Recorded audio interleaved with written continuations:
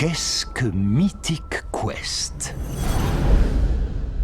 Certains diront que ce n'est qu'un jeu vidéo. Mythic Quest, le festin du corbeau. Je trouve ça brillant.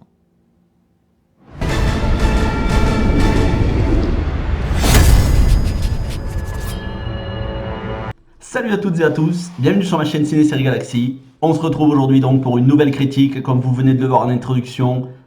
Mythic Quest, le festin du corbeau, une série Apple TV+, produite par Ubisoft sur les coulisses de la création d'un MMORPG et de son extension dans une boîte de développement de jeux vidéo. Alors je vous ai parlé de plusieurs séries depuis ce début d'année, des séries qui m'ont marqué, des séries que j'ai trouvées très réussies comme Ragnarok, Blood Ride, récemment Manifest. Il y a d'autres séries qui sont en préparation comme Kingdom saison 1 et 2, bientôt Homeland la saison 8. Bref, beaucoup de séries. Mais de toutes les séries que j'ai pu voir ces 6 derniers mois, et je dirais même cette dernière année, c'est la meilleure et de loin au-dessus de toutes. C'est une série qui pour moi n'a pas de défaut, donc il n'y aura pas de points faibles, il n'y aura pas de critiques négatives dans cette vidéo, il n'y aura que des points positifs. Voilà, elle a 0 défaut. Si je devais la noter, ce serait 20 sur 20. J'ai rarement vu une série d'une telle qualité scénaristique, interprétation, pertinence, parce que c'est vraiment... ça montre l'univers du jeu vidéo tel qu'il est réellement. Bref, on passe du rire aux larmes, il y a des situations hilarantes, il y a du politiquement incorrect, il y a des lectures à plusieurs niveaux, à plusieurs degrés, et il y a aussi des épisodes assez tristes, très émouvants. Bref, c'est un grand 8, un ascenseur émotionnel, et c'est surtout un plaisir pour les gamers.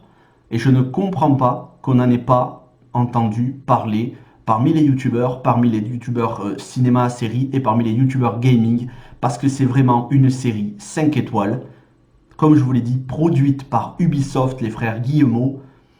Bref, on va passer à la critique juste après le générique.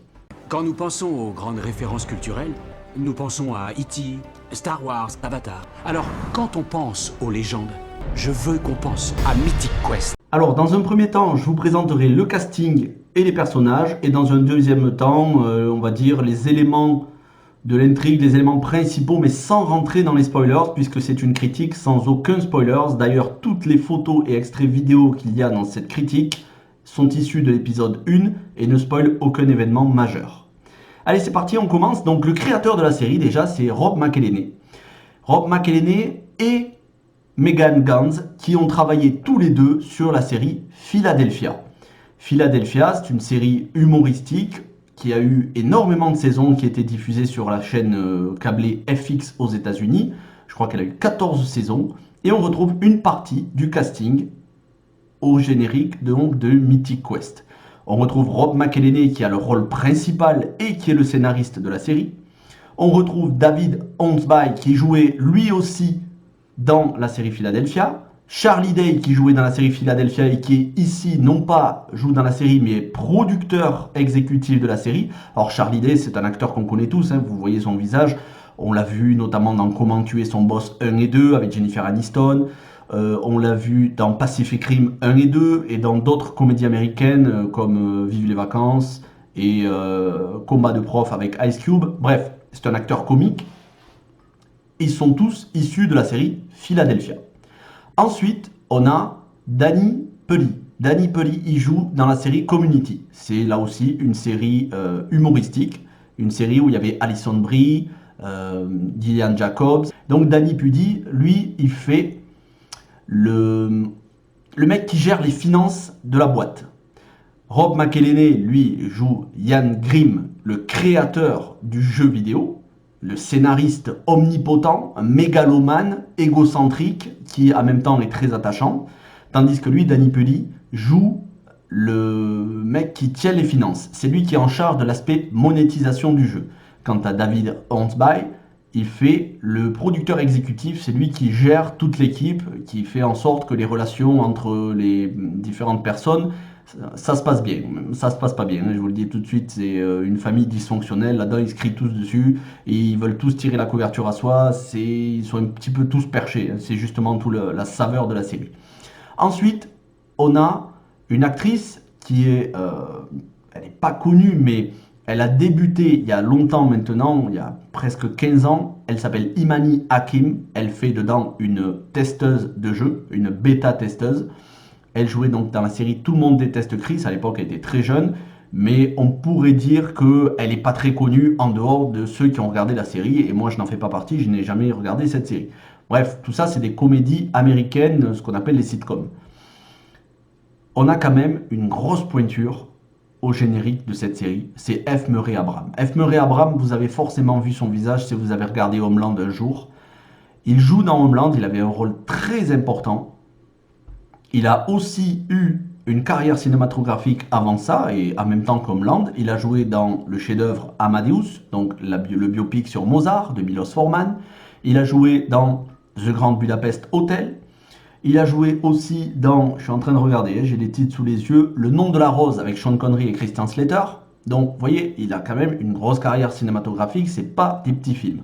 Et lui, il fait le storyteller dans la série, c'est-à-dire non pas le scénariste, mais celui qui crée une mythologie, qui crée un contexte, une histoire au personnage. Et donc, comme il est alcoolique et qu'il est, on va dire, nostalgique de l'époque où il gagnait des prix littéraires, son personnage est savoureux. On navigue entre le mec complètement perché qui a des idées, de temps en temps, des idées de génie. Voilà. Mais c'est un régal, franchement, il joue super bien. Par contre, son rôle est totalement un contre-emploi du rôle qu'il a pu avoir dans Homeland, où il faisait directeur de la CIA, Wislar, toujours dans les combines. Donc, tout en autodérision, mais en même temps, attention, ça n'est pas une parodie, cette série. Enfin, 3 actrices. Ashley Burch, qui fait elle aussi une bêta-testeuse. Elle joue très bien, elle est assez attachante et plutôt mignonne. Elle est inconnue, pour l'instant elle n'a pas joué dans des films ou des séries qui sont connues, elle a eu peut-être 1 ou 2 rôles avant ça. Jessie Ennis, elle aussi donc une jeune actrice qui a comme à son CV, elle a juste parmi ceux où elle a joué un film intéressant, Life of the Party avec Melissa McCarthy, une comédie américaine, mais là aussi c'est une comédie qui n'est pas sortie chez nous en France, donc on la connaît pas. Et enfin, Charlotte Nickdao. Et Charlotte Nickdao, c'est la personnage principal de cette série. Elle joue le rôle de Poppy. C'est la bras droit donc de Ian Grimm, le créateur du jeu. En fait, c'est elle qui fait les 50% du travail, mais elle n'est pas reconnue à sa juste valeur et elle n'en peut plus. Elle se pose des questions. Est-ce qu'elle va rester dans cette boîte de développement alors que d'autres boîtes de production lui font des offres pour venir s'occuper de leurs jeux vidéo? Elle a beaucoup d'idées. Et elle entre en conflit avec le créateur du jeu. En fait, les deux sont à égalité au niveau du talent, sauf que le créateur du jeu, comme il a un ego surdimensionné, il tire toute la couverture et toute la gloire à lui, alors que sans elle, sans Poppy, il ne serait rien du tout. Et c'est elle qui a tout le temps les bonnes idées, que ce soit pour l'extension du jeu, pour des éléments dans le jeu. Bref, et ça va être tout l'intérêt de la série va être de savoir est-ce qu'à un moment donné, ils vont bien s'entendre, est-ce qu'elle va rester dans la boîte de production, et autour de ça gravitent des personnages complètement perchés. Alors tantôt il y en a qui sont dépressifs, tantôt d'autres qui sont alcooliques, d'autres qui vont voir un psy. Vous voyez, c'est un petit peu The Office au pays des gamers.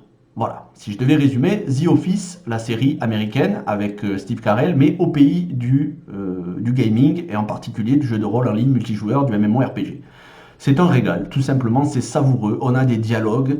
Alors il y en a une, c'est la néoconservatrice américaine, chrétienne ultra-puritaine. L'autre, c'est le mec qui est totalement cynique et qui pense juste qu'à l'argent, même s'il y a des joueurs qui vont se ruiner pour acheter une épée virtuelle plusieurs milliers de dollars. Vous voyez, c'est ce genre de choses, mais avec de l'humour.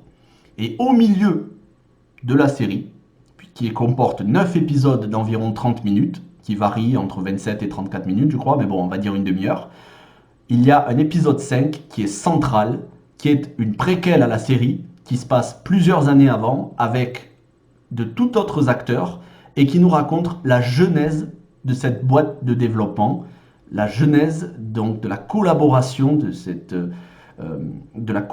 des studios avec Ubisoft.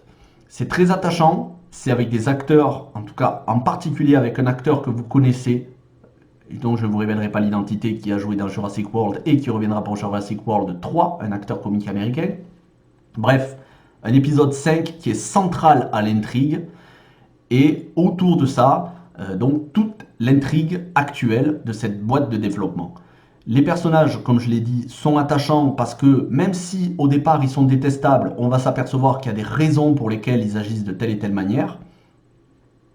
Moi j'ai été bluffé par l'interprétation de tous les acteurs, mais en particulier Charlotte Nigdao qui joue, mais vraiment, elle est fraîche dans son jeu. Non, elle est très mignonne, je crois qu'elle est asiatique, américaine, mais elle est surtout naturelle dans son jeu d'acteur. Et ça, c'est une force énorme pour la série. On s'attache tout de suite au personnage. Dès le premier quart d'heure, dès la première demi-heure de la série, on s'attache directement au personnage. Et d'ailleurs, au personnage de Ian Grimm, égocentrique, on s'attache lui aussi parce qu'il a un humour second degré décalé. Donc voilà. Écoutez, je ne peux que vous conseiller cette série. Je vais vous dire un dernier argument. Un vrai jeu vidéo qui n'est pas accessible au public, mais un vrai jeu vidéo, un vrai MMORPG a été créé par les équipes d'Ubisoft Montréal pour la série. Et c'est le jeu que l'on voit dans la série, c'est Mythic Quest. Donc, il y a des vraies équipes derrière. C'est pas juste une série à l'humour décalé. Il y a du vrai budget, ça se voit. Et puis, on passe en revue le monde entier des gamers, que ce soit les conventions du style la GDC, le 3 et ce genre de conventions, les influenceurs du style les streamers sur Twitch et YouTube. D'ailleurs, il y en a un de streamer qui a une importance capitale tout au long de la série. Tous les événements liés, mais aussi tout le business qu'il y a derrière. Bref, on passe en revue tous les aspects du jeu vidéo, que les aspects visibles et les aspects qui ne se voient pas. Et ça, on ne pouvait pas trouver meilleur étendard pour représenter le jeu vidéo tel qu'il est, un art, au même titre que le cinéma et les séries. Je ne peux qu'applaudir cette série qui, moi, m'a personnellement enchanté. Enfin, une série qui rend hommage à la fois au monde du jeu vidéo et aux gamers. Si vous êtes l'un d'eux, si vous êtes comme moi, un gamer, que vous êtes fan de RPG, que vous êtes fan de jeux en ligne ou pas, eh bien, vous allez vous régaler. Il ne me reste qu'à vous dire de vous abonner à la chaîne si vous avez apprécié cette vidéo, de la liker, de la partager sur les réseaux sociaux parce que comme je vous dis, presque personne n'en a parlé en France. On trouve quelques reviews sur les youtubeurs américains, mais très peu. Et en France, à ma connaissance, bien évidemment, à l'heure où je vous parle, je ne connais pas de youtubeur qui ait parlé de cette série. Peut-être il y en a, mais en tout cas, j'ai cherché, je n'en ai pas trouvé. Donc, abonnez-vous, likez et partagez cette vidéo. Il faut qu'elle soit vue parce qu'il faut que cette série ait du succès. Apple TV+ font des séries de qualité. Il faut le mettre en avant. Certes, la plateforme ne livre pas énormément de séries, mais quand elle en livre, ce sont des séries quasiment toutes de qualité. Et ça a le mérite d'être dit. Merci d'avoir regardé cette vidéo. Portez-vous bien pendant ce confinement. J'espère que vous regarderez des films, des séries, que tout va bien pour vous, tout va bien dans vos familles. Moi, je vous dis à très bientôt pour des critiques de films.